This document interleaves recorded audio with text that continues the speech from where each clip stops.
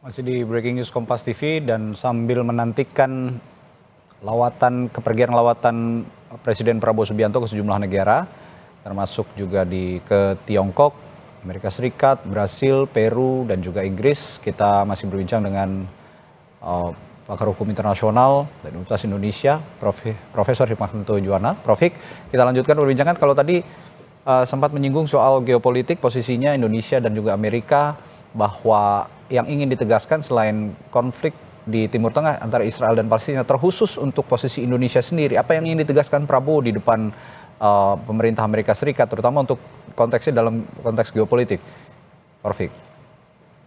Ya, yang pasti adalah Indonesia menginginkan agar terciptanya perdamaian dan yang kedua memperhatikan masalah kemanusiaan. Kita tahu bahwa perang di Ukraina maupun perang di Gaza itu terlihat bahwa masalah perdamaian tidak begitu diperhatikan ya. Karena berbagai upaya untuk melakukan terjadinya perdamaian itu selalu gagal dan gagal. Dan kemudian juga dari sisi kemanusiaan ya, kita tidak bisa melihat tentunya apa yang terjadi di Gaza, di mana banyak mereka yang terbunuh, korban-korban. Sampai satu laporan kira-kira bisa mengatakan bahwa 40.000 orang yang terbunuh. Ya. Dan ini sudah masyarakat internasional anggap sebagai masuk dalam kategori genosida yang dilakukan oleh Israel. Bahkan kita tahu Afrika Selatan sudah membawa masalah ini ke Mahkamah Internasional untuk menentukan apakah memang ini merupakan genosida atau tidak, begitu ya. Tapi bagi Indonesia tentu kita akan membicarakan masalah ini ke Amerika Serikat karena Israel melakukan di Amerika Serikat. Jadi kalau misalnya Amerika Serikat harusnya sudah sebagai ini ya, guardian atau penjaga dari moralitas dunia, begitu ya, harusnya tidak bisa membenarkan, tidak agak aneh juga kalau misalnya di Ukraina yang mendapatkan dari Rusia, tetapi kenapa tidak hal yang sama dia lakukan untuk rakyat Palestina ketika Israel melakukan serangan. Jadi hal ini yang mungkin akan dibicarakan juga oleh Presiden Prabowo dengan apakah itu ke Joe Biden yang dalam waktu dekat juga akan mengakhiri masa jabatannya dengan Presiden terpilih Donald Trump. Seperti itu. Baik, ini tadi soal misi yang akan dibawa Presiden ke sejumlah negara termasuk di Amerika Serikat dan posisi Indonesia di mata Amerika Serikat, apa yang ingin ditegaskan oleh Prabowo Subianto sebagai Presiden kita. Tapi saya juga ingin kesamping sedikit, ini di dalam negeri, tampuk kepemimpinan kan Prof. Otomatis akan jatuh ke Wakil Presiden Republik Indonesia Gibran Rakabuming Raka. Di sisi lain, Presiden Prabowo sebelumnya kemarin sebelum berangkat dalam rapat kabinet di Istana mengatakan kalau ada pesan apapun, ada yang ingin dibicarakan, silahkan didiskusikan langsung ke saya dalam lawatan kunjungannya ke luar negeri. Apa yang Anda siratkan dari pernyataan Prabowo ini, Prof? Ya, yang pasti adalah secara ketatanegaraan, memang ketika Presiden meninggalkan Indonesia untuk kegiatan di luar negeri, maka yang menjadi Presiden adalah Wakil Presiden. Itu secara ketatanegaraan memang diatur sedemikian rupa. Namun pesan dari Pak Prabowo dalam rapat dengan para menteri, beliau ingin mengatakan bahwa dengan kemajuan teknologi yang ada sekarang, bukannya tidak mungkin segala sesuatu itu juga bisa dikonsultasikan kepada Presiden ya, untuk hal-hal yang penting, hal-hal yang urgent untuk disampaikan, yang mungkin kalau misalnya Wakil Presiden menjadi pejabat sementara Presiden itu tidak seharusnya mengambil suatu keputusan ya.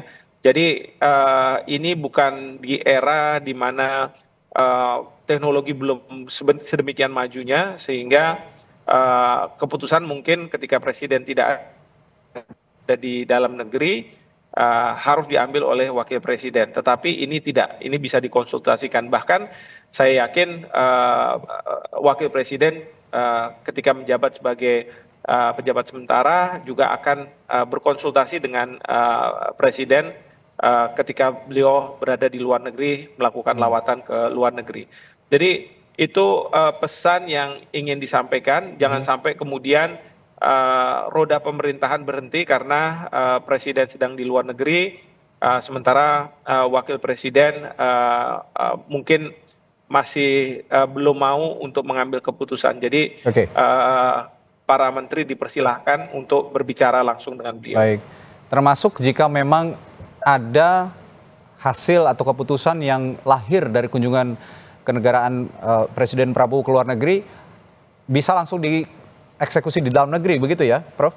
Kira-kira? Ya, tentunya seperti itu. Dan kita tahu bahwa ada sejumlah menteri yang akan menyertai beliau. Ya. Dan menteri-menteri ini tentu juga bisa berkomunikasi dengan para wamennya, para dirjen atau deputinya untuk melaksanakan gerak cepat ya dari apa yang sudah disepakati di luar negeri. Oke, nah yang juga tidak kalah penting, Prof, agenda lainnya, APEC di Peru dan juga G20 di Brasil. Sejauh ini seperti apa peranan Indonesia di dua forum ini? Anda melihatnya, Prof? Ya, yang pasti adalah saya membayangkan bahwa Presiden Prabowo akan menyampaikan pidatonya, dan pidatonya itu pidato yang tanpa tedeng aling-aling, pidato yang menggelegar, dan pidato yang mengatakan bahwa Indonesia, kita sebagai sebuah negara yang mengalami penjajahan, penindasan, dan mampu keluar dari itu semua, dan kita ingin maju. Kita tidak mau kemudian menjadi negara berkembang terus. Kita ingin memunculkan sebagai kekuatan dunia yang baru, ya, baik secara ekonomi maupun secara politik. Dan di sini nanti Pak Prabowo mungkin akan menyampaikan bahwa harus ada equality, ya, kesejajaran antara negara-negara. Karena di APEC itu selain ada negara-negara maju juga ada negara-negara berkembang. Demikian juga di G20.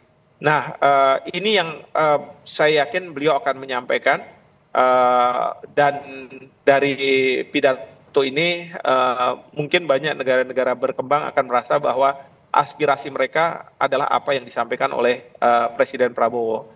Nah, yang berikutnya adalah tentu karena kita di G20 Bali itu sudah memunculkan sejumlah ide, langkah-langkah sebagai terobosan agar terjadi pertumbuhan ekonomi dunia, maka bukannya tidak mungkin di dalam forum pembahasan itu akan Pak Prabowo juga sampaikan sejauh mana komitmen dari negara-negara dalam menjalankan apa yang sudah ditentukan dalam KTT G20 di Bali gitu. Ya, Prof, Anda tahan dulu sebentar, kita tahan dulu sebentar. Saya akan mengajak pemirsa Kompas TV untuk melihat kondisi paling akhir di Bandara Halim Perdana Kusuma, Jakarta, yang sedang bersiap untuk menyambut Presiden Prabowo Subianto yang akan bertolak ke sejumlah negara melalui Halim Perdana Kusuma, Jakarta. Di Bandara Halim Perdana Kusuma sudah ada pengamanan yang dilakukan oleh pasukan pengamanan Presiden, karena informasinya terakhir Presiden Prabowo Subianto sudah mendekati Bandara Halim Perdana Kusuma untuk bertolak pertama ke Republik Rakyat Tiongkok. Di sana ada sejumlah agenda, dan di RRT nantinya Prabowo Subianto membawa sejumlah menteri Kabinet Merah Putih. Di antaranya ada Menteri Koordinator Bidang Perekonomian, lalu Menteri Luar Negeri, Menteri Energi dan Sumber Daya Mineral, Menteri Investasi dan Hilirisasi, Kepala Badan Koordinasi Penanaman Modal, lalu juga Menteri Perencanaan Pembangunan Nasional, Kepala Badan Perencanaan Pembangunan Nasional, Menteri Perumahan dan Kawasan Permukiman, Menteri Kelautan dan Perikanan, serta Sekretaris Kabinet yang akan dibawa oleh Presiden Prabowo Subianto ke Beijing, Republik Rakyat Tiongkok. Sambil menunggu kondisi terakhir di Halim Perdana Kusuma. Oke, baik. Ternyata Presiden Prabowo akan memberikan keterangan pers. Kita akan saksikan berikut ini.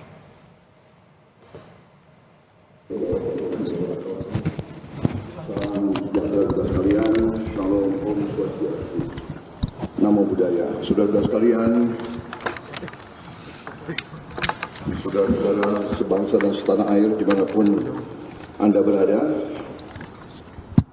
saudara-saudara rekan-rekan media, pada hari ini saya beserta delegasi dari pemerintah Republik Indonesia akan melaksanakan kunjungan ke luar negeri.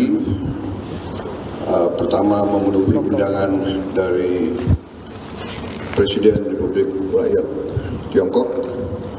Kemudian dari Beijing saya akan terbang langsung ke Washington DC memenuhi undangan dari Presiden Amerika Serikat. Dari situ saya akan hadiri KTT APEC di Peru, di Lima, Peru, dan dari Peru hadir KTT G20 di Brazil. Dan dari Brazil saya akan terbang langsung. Oke, saat ini Presiden Prabowo sedang memberikan keterangan pers. Nanti akan kita telah lagi apa yang diberikan pernyataan, apa yang diberikan oleh Presiden, dan kita akan coba bahas juga dengan Profesor Hikmahanto Juwana. Tapi yang saat ini saya akan tanyakan juga, Prof, bahwa ada sejumlah menteri tadi yang saya sebutkan, Menteri Koordinator Bidang Perekonomian, Menteri Luar Negeri, Energi Sumber Daya Mineral, Menteri Investasi dan Hilirisasi, Menteri Perencanaan Pembangunan, Menteri Perumahan dan Kawasan Permukiman, Menteri Kelautan dan Perikanan, dan juga Sekretaris Kabinet. Jika melihat susunan menteri yang dibawa oleh Presiden Prabowo ke Tiongkok, ini memang sejumlah kerjasama ataupun topik pembicaraan tidak lepas dari tema perekonomian, tema geopolitik, luar negeri, begitu ya, energi, investasi. Kalau saya lihat Prabowo juga punya misi untuk mewujudkan 3 juta rumah, begitu, karena ada Menteri Perumahan dan Kawasan Permukiman, lalu juga kawasan laut Indonesia. Tadi juga Prof. Hik sudah menyinggung soal nelayan kita yang sering bersinggungan dengan nelayan Tiongkok. Ini berarti hal-hal inilah yang akan difokuskan ya, Prof. Hik ya? Betul sekali, betul. Jadi memang ini difokuskan, dan kita tahu bahwa Tiongkok mempunyai kekuatan di bidang ini, ya, ekonomi, lalu kemudian mereka sangat butuh dengan nikel kita, batu bara kita. Jadi tidak heran kalau Menteri SDM hadir di sana. Demikian juga Menteri Investasi, karena kita berharap bahwa banyak pelaku usaha dari Tiongkok yang akan masuk ke Indonesia dan berinvestasi di Indonesia, termasuk juga BUMN-BUMN-nya. Dan mungkin salah satu bentuk investasinya adalah membangun rumah-rumah bagi rakyat gitu ya. Maka Menteri Perumahan Rakyat itu juga diminta untuk ikut dalam lawatan kali ini.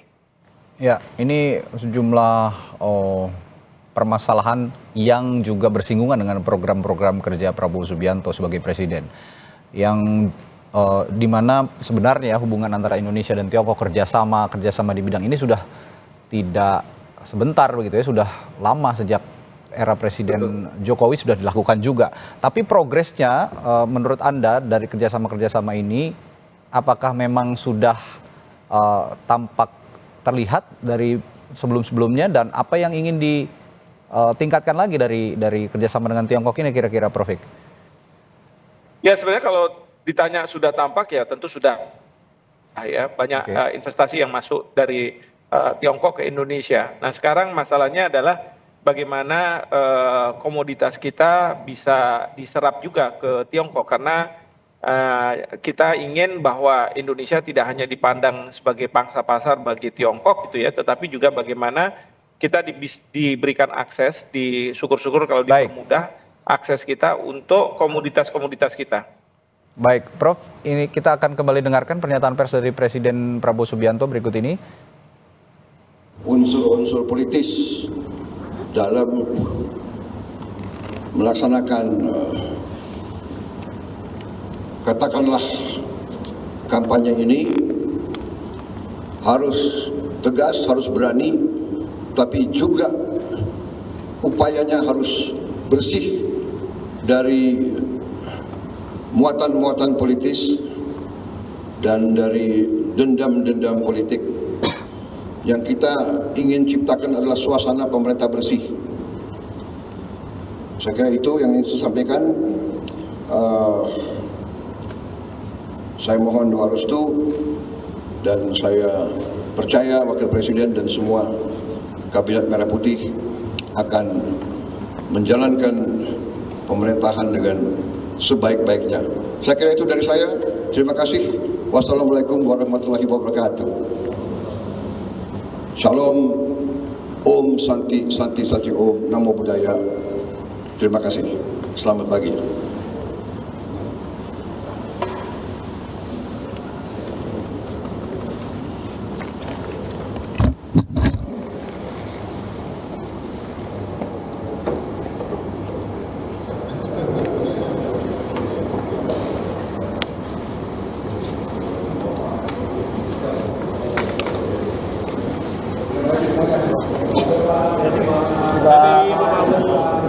Pak Prabowo.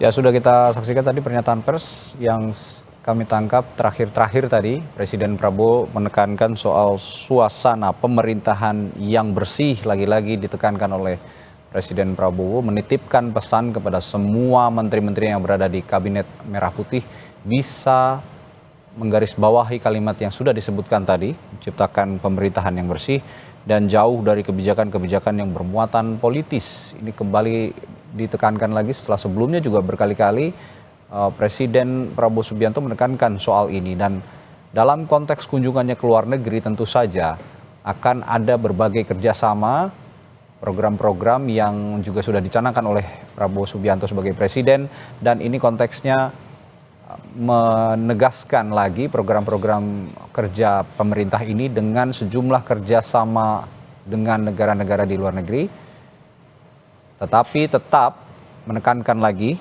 bahwa pemerintahan bersih bisa tetap dijalankan dan jauh dari kebijakan-kebijakan bermuatan politis. Prof. Hikmahanto masih bersama saya, Prof. Iya, silakan. Ya, baik. Prof, tadi Presiden Prabowo kembali menekankan suasana pemerintahan bersih, jauh dari kebijakan-kebijakan bermuatan politis. Ya. Ini dalam konteks kunjungannya ke luar negeri dan kerjasama berbagai bidang dengan negara-negara di luar negeri. Pesan yang disampaikan barusan, relevansinya apa kira-kira, Prof? Ya, relevansinya jangan sampai kita ketika menerima investasi dari luar negeri atau mungkin Pak Prabowo dalam rangka mencari investor dari luar negeri, itu masih menghadapi permasalahan di Indonesia, yaitu pemerintahan yang tidak bersih, pemerintahan yang seringkali akrab dengan pungutan-pungutan liar mungkin dan lain sebagainya, yang mungkin menjadi label bagi para investor dari luar negeri. Jadi Pak Prabowo ingin memastikan bahwa saya akan melakukan pemasaran, marketing gitu ya, tetapi saya ingin bahwa di belakang itu melakukan pemerintahan itu harus bersih. Jangan sampai nanti saya sudah berhasil karena apa? Kegagalan mereka masuk disampaikan oleh Presiden kepada para menterinya, dan ini kan awal-awal ya. Jadi awal-awal ini sering kali biasanya kerabat atau teman dan lain sebagainya dari para menteri, wakil menteri, mereka-mereka yang ditunjuk ini datang untuk mendapatkan proyek dan lain sebagainya. Dan Pak Prabowo selalu menekankan dalam pertemuan-pertemuan kabinet bahwa harus bersih, jangan lagi bermain dengan anggaran, jangan lagi ini dan itu. Jadi ini sesuatu yang sangat luar biasa, komitmen beliau untuk selalu mengingatkan kepada para menterinya, wakil menteri, siapapun yang ditunjuk. Sudah, jangan lagi bermain dengan hal-hal seperti itu. Pokoknya kita sekarang sejahterakan rakyat kita. Itu yang menjadi poin beliau mungkin itu. Yang patut diapresiasi memang ini berkali-kali ditekankan oleh Presiden Prabowo kepada jajaran menterinya begitu ya.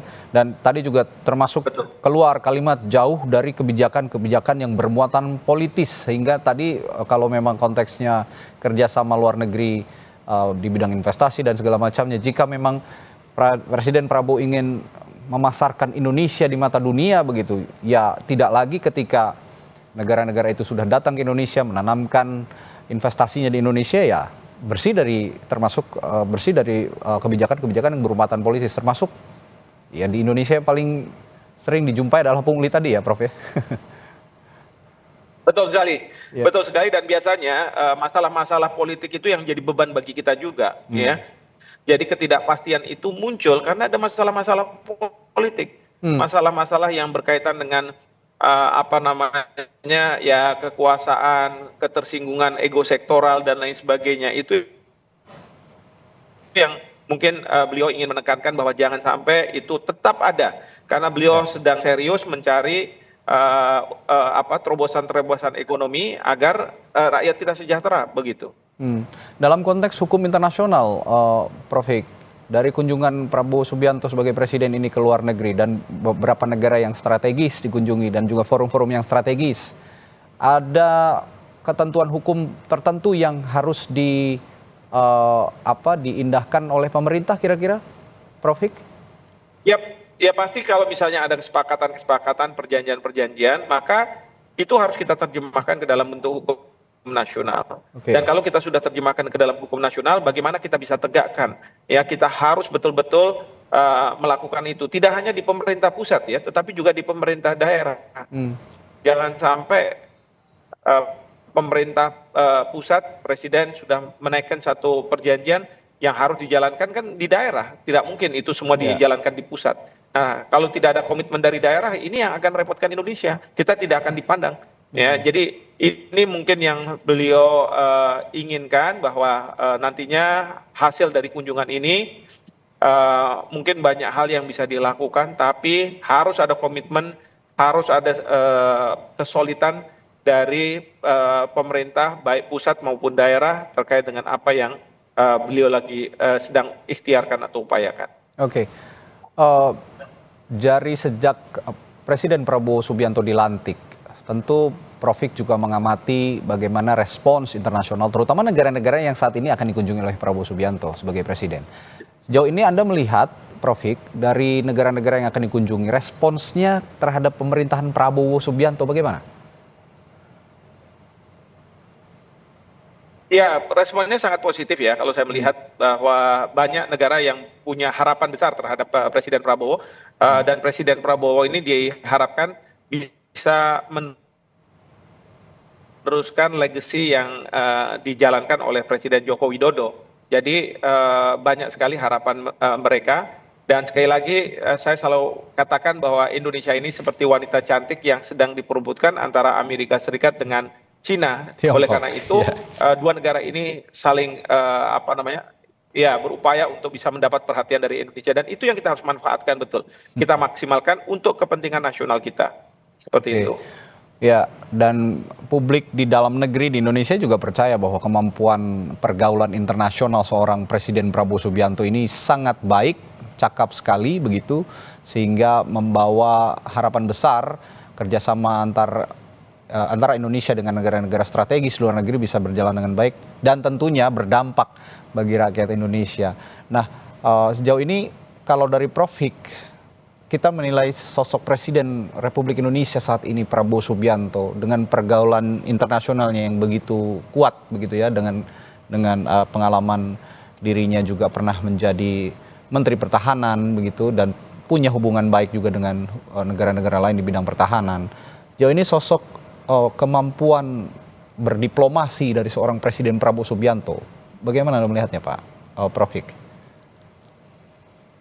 Ya, yang pasti adalah Presiden Prabowo mungkin presiden satu-satunya di Indonesia yang mengalami pendidikan dan bermukim di luar negeri dalam jangka waktu yang lama, begitu ya. Jadi beliau tahu sendiri bagaimana beliau mungkin didiskriminasi pada waktu itu. Beliau sebagai orang dari negara berkembang tidak dianggap sebagai seseorang mungkin. Nah, ini semua beliau akan putar. Beliau akan mengatakan tidak, kita ini walaupun negara berkembang, tapi kita tidak boleh didiskriminasi, kita tidak boleh dijajah. Jadi visi beliau ini karena latar belakang itu sangat kuat gitu ya. Lalu kemudian juga kita tahu bahwa karena beliau bermukim lama di luar negeri, mengenyam pendidikan di sana, soal bahasa beliau tuh nggak punya masalah. Jadi beliau bisa menyampaikan apa yang ada di kepala, di hati beliau untuk langsung disampaikan. Langsung tanpa ada dispute begitu ya? Mitranya, ya langsung Dan tanpa tedeng aling-aling, Pak Prabowo ini tipe militer ya, yang kalau menyampaikan ini nggak benar ya nggak benar begitu ya. Oke. Jadi beliau akan menyampaikan apa adanya.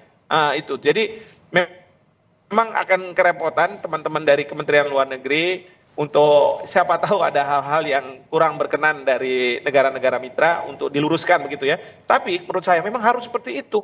Ya, jangan terlalu kita banyak basa-basi formalitas yang akhirnya kita tidak bisa menyampaikan apa yang ada di kepala kita, apa yang menjadi concern rakyat kita, apa yang menjadi aspirasi dari negara-negara berkembang. Ini yang harus disampaikan supaya mereka, negara-negara maju, pemimpinnya, mereka paham apa yang menjadi aspirasi dari dunia gitu. Oke, dalam konteks hubungan internasional berarti di bawah kepemimpinan Prabowo Subianto sebagai Presiden Republik Indonesia, posisi Indonesia akan upgrade to the next level ya, Prof? Ya, itu yang saya perkirakan. Karena kita tahu juga Pak Prabowo sejak awal sudah mengatakan saya akan engage langsung dengan isu-isu internasional, masalah-masalah internasional. Oke. Jadi beliau juga punya passion untuk ini. Dan network beliau di luar negeri juga sangat luar biasa. Jadi bagaimana beliau bisa memanfaatkan ini semua untuk kesejahteraan dari rakyat Indonesia. Oke, ini yang juga ditekankan. Betul sekali seperti Prof. Hik bilang tadi. Bahwa Presiden Prabowo Subianto sebelumnya menekankan juga dalam sidang kabinet paripurna. Bahwa kunjungan saya ke luar negeri ini bukan sekedar jalan-jalan. Seperti yang ditekankan begitu. Ini punya misi penting sehingga dampaknya begitu tiba ke dalam negeri bisa langsung dirasakan oleh rakyat Indonesia. Begitu seorang Prabowo Subianto sebagai presiden menekankan dalam sidang kabinet.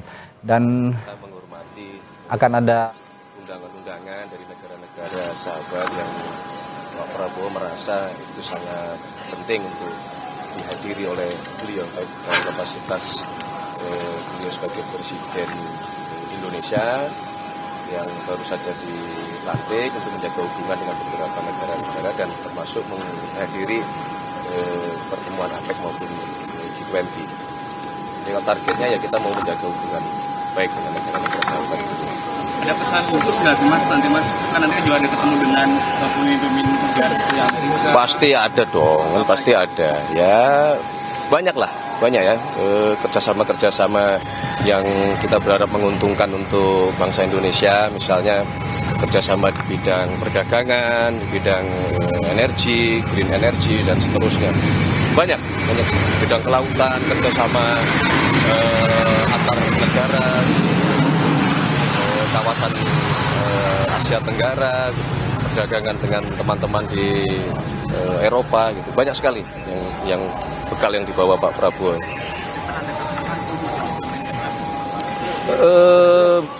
Belum. Nanti kita lihat kalau memang di sana memungkinkan sudah terjadi kesepakatan tentu itu akan dilakukan. Saya kira cukup ya, udah cukup ya. Ada kan semua sendiri kan kenapa kemudian Cina yang dipilih pertama untuk kunjungan dan menterinya cukup spesifik atau menteri perumahan dan menteri kelautan dibandingkan negara yang lain? Enggak, kan undangan ya, ini undangan. Ya, undangan. Yang spesifik. Kalau teman-teman Tiongkok kan memang sudah lama juga mengundang dan berharap Pak Prabowo dalam perjalanan ke G20, ke APEC itu sekalian begitu dalam perjalanan.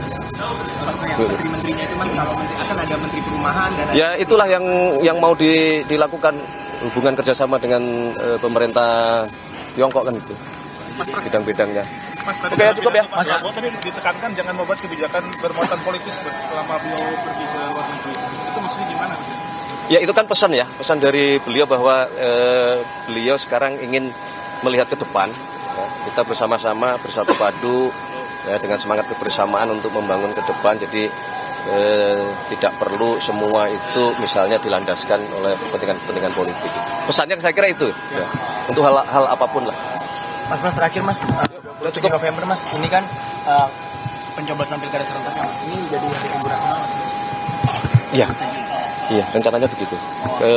Saya berencana memang dalam hari-hari dekat ini akan berkoordinasi dengan teman-teman KPU dan Pak Mendagri. Berarti itu akan ditetapkan ya Mas ya, hari libur nasional? Nanti kita lihat ya. Karena kan memang, mohon maaf ini juga baru pertama kali pilkada serentak seluruh provinsi dan seluruh kabupaten.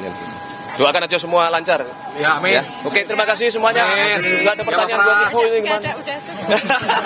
Makasih. Terima kasih semuanya ya. Sehat-sehat semuanya ya. Jumat berkah. Makasih Mas Pras. Sudah pada makan belum? Udah.